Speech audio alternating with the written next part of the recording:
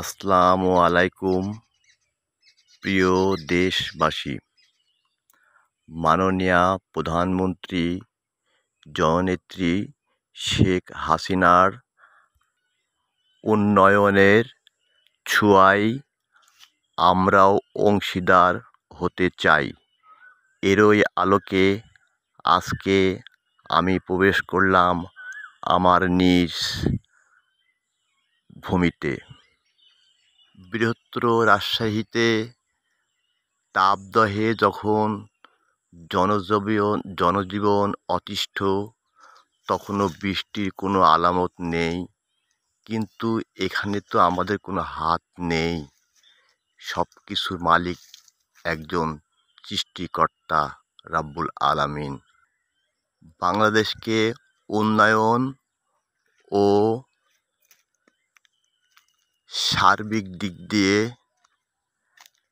সুখময় করতে এই তীব্র তাপদহেও আমরা আমাদের আমের ফসলগুলো টিকিয়ে রাখবার জন্য গাছের গোড়াতে গভীর টিউবওয়েল দ্বারা পানি সংগ্রহ করে আমগুলো টিকিয়ে রাখছি, যেন বাংলাদেশকে সুখী সমৃদ্ধ করা যায়।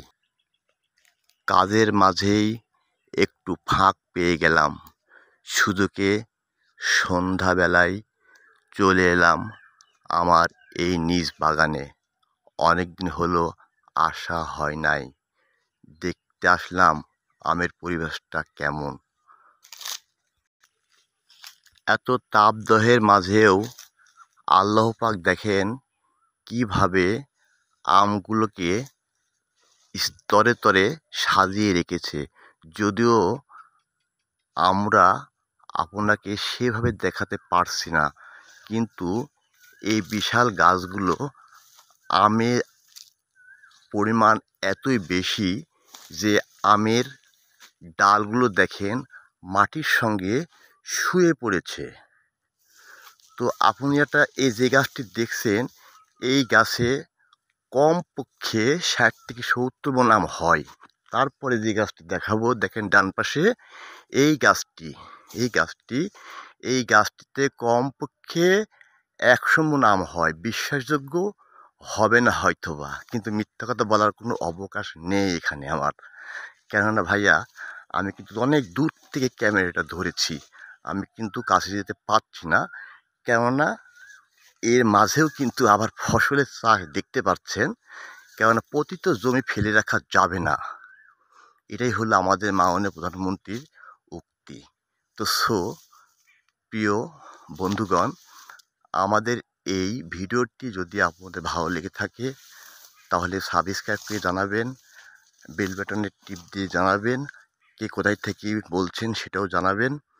হ্যাঁ, আমরা এমন একটি জায়গায় বসবাস করি যেখানে কি বলা হয় যে অক্সিজেনের বলয়, অর্থাৎ বৃহত্তর রাজশাহীর যেই জায়গা আমের জন্য বিখ্যাত, সেই জায়গাটি হলো চারঘাট বাঘা।